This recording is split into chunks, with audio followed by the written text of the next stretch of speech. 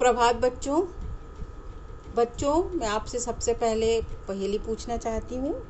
ज्ञान का भंडार हूँ मैं, पुस्तकों का संसार हूँ मैं, मनोरंजन का खजाना कहते हैं मुझे, नाम बताओ कौन हूँ मैं। बच्चों, इस पहेली का हल बताया। आपने बिल्कुल सही बताया, पुस्तकालय।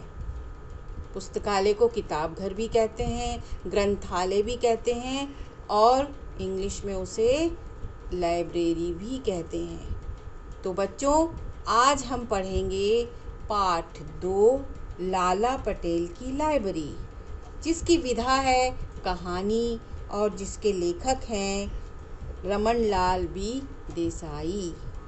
विद्यार्थियों, पाठ का वाचन करने से पहले मैं आपको पाठ का परिचय देती हूँ, बताती हूँ कि इस पाठ में क्या बताया गया है। इस कहानी में आज़ादी के पहले गांव में बनी लाइब्रेरी और उससे आए बदलावों को बताया गया है। एक दिन गांव में लाइब्रेरी खोलने का सरकारी फरमान आया। गांव में एक बुजुर्ग थे, लाला पटेल। उनकी सलाह से लाइब्रेरी खुल गई। केशव बाबू किताब बाबू अर्थात ग्रंथपाल बने, मतलब लाइब्रेरियन बने। उनके सहयोग से गांव में शिक्षा का प्रसार हुआ। ग्रामीण लाइब्रेरी को लाइब्रेरी और ग्रंथपाल को किताब बाबू कहते थे। एक दिन किताब बाबू को सरकार ने राजद्रोह का आरोप लगाकर नौकरी से निकाल दिया। उनके बाद लाला पटेल ने लाइब्रेरी का काम संभाला। लोगों ने इसलिए लाइब्रेरी का नाम लाला पटेल की लाइब्रेरी रख दिया। ये था पाठ परिचय। अब मैं पाठ का वाचन करूंगी। पहले की बात है, बहुत साल पहले की बात है। भारत में अंग्रेजों का राज था। चारों तरफ आज़ादी के नारे गूंज रहे थे। गाँव का जीवन बदल रहा था। लाला पटेल का गांव गुजरात में था। गांव में बिजली आ गई थी, नई सड़कें बन रही थीं, किसान खेतों में नए बीज बो रहे थे, नई खाद डाल रहे थे। लाला पटेल गांव के बुजुर्ग थे, सब उनकी सलाह लेते। लाला पटेल अनपढ़ थे, वे सरकारी फरमान पढ़ नहीं पाते थे। सरकारी अफसर शहर से आते, गांव के लोगों पर अंग्रेजी में रौब जमाते, अनपढ़ होने का ताना देते। एक दिन लाला पटेल ने सोचा, सरकारी बाबू हमें गंवार समझते हैं। खेती करना क्या आसान है? उसमें भी सूझबूझ चाहिए। किसान खेत तैयार करता है, धान उगाता है, पशुओं की देखभाल करता है। मेरे पास ज़मीन है, मैं खेती करूँगा। इस उम्र में मुझे पढ़ना लिखना नहीं होगा। यह सोचकर लाला खेती करने लगे। एक दिन सरकारी फरमान आया, गांव में लाइब्रेरी पुस्तकालय बनेगा।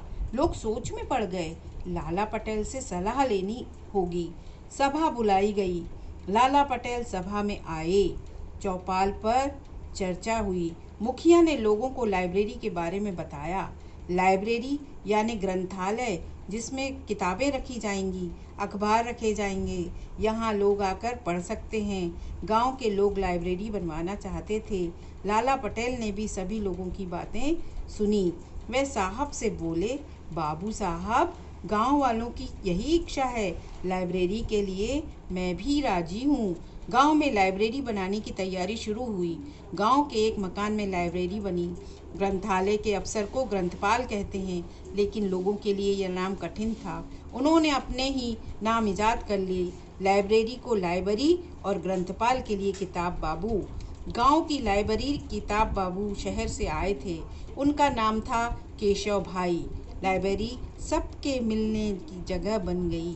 केशव भाई लोगों को पढ़ना लिखना सिखाने लगे। बड़े बूढ़े इस उम्र में सीखते सीखते एक दूसरे की खूब मजाक उड़ाते। लाला पटेल भी इस पढ़ने पढ़ाने और सीखने के खेल में शामिल हो गए।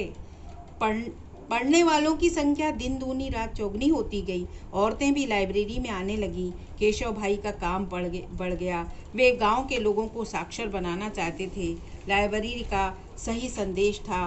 एक दिन एक बढ़ई लाइब्रेरी में आया। लकड़ी काटने की बिजली की नई मशीन के बारे में उसने सुना था। केशव भाई ने किताब निकाल कर दी। उसे लकड़ी की अच्छी अच्छी चीज़ें बनाने की जानकारी मिली। उसने तय किया कि वह लाइब्रेरी जरूर जाएगा। एक दिन केशव भाई का चेहरा मुरझाया हुआ था। उस पर गहरी चिंता स्पष्ट दिख रही थी। लाला पटेल ने केशव भाई से पूछा, क्या बात है केशव भाई, किस चिंता में हो? केशव ने जवाब दिया, सरकार का हुक्म आया है, मुझे नौकरी से छुट्टी दे दी गई है। लाला को बहुत अचरज हुआ। उन्होंने केशव भाई से इस हुक्म का कारण पूछा। केशव भाई ने बताया, हमारे गांव के कुछ लड़के पकड़े गए हैं, वे आज़ादी की लड़ाई में शामिल हो गए थे। पुलिस कहती है लड़कों को मैंने भड़काया है, मैं सरकार के खिलाफ हूँ। लाला जी, मैं अपने गांव लौटना चाहता हूँ। आप लोगों ने मुझे बहुत कुछ सिखाया। आपने अपनी बंजर जमीन को एक बार फिर हरा भरा बना दिया, धान की पैदावार दुगनी कर दी। गांव में भी मेरी थोड़ी ज़मीन है, मैं उससे खेती के लिए तैयार करूँगा, उस पर खेती करूँगा। गांधी जी की आज़ादी की लड़ाई लड़ रहे हैं, हम सबको उनका साथ देना है। लाइब्रेरी में जमा लोग परेशान थे। लाला पटेल का चेहरा उदास था। सभी सोच में डूबे हुए थे, अब क्या होगा। अचानक लाला पटेल का चेहरा खिल उठा। वे अपनी धुन में बोले, बाबू, यह लाला अभी जिंदा है, मरा नहीं। लाइब्रेरी मैं चलाऊंगा। वहाँ जमा सभी लोगों के मुंह से निकला, हाँ केशव भाई, लाला पटेल की लाइब्रेरी किताब बाबू होंगे। लाला जोश में आ गए और बोले, आप चिंता न करें केशव भाई, लाइब्रेरी, चरखा और खेत ये हमारे गांव के मंदिर, मस्जिद और गिरजाघर होंगे। बापू का सपना हम साकार करेंगे। यह सुनकर लोगों की आंखों में चमक आ गई। लोगों में नया आत्मविश्वास था, उनमें नई ताकत थी। लाला पटेल और लाइब्रेरी का साथ था। इस तरह लाला पटेल लाइब्रेरी की किताब बाबू बन गए। वे किसान थे, अनपढ़ थे। लाइब्रेरी में उन्होंने पढ़ना लिखना सीखा था, लाइब्रेरी चलाने का तरीका सीखा। लोगों ने लाइब्रेरी का नाम लाला पटेल की लाइब्रेरी रख दिया। आज़ादी की लड़ाई में गांव वालों ने हिस्सा लिया। अहिंसा को अपना शस्त्र बनाकर लाला पटेल लाइब्रेरी चलाते रहे। लाला पटेल की लाइब्रेरी की महिमा को लोग आज भी याद करते हैं। जो आज का आपका होमवर्क है कि आप भी इसी तरह से पूरे पाठ का अच्छी तरह वाचन करेंगे।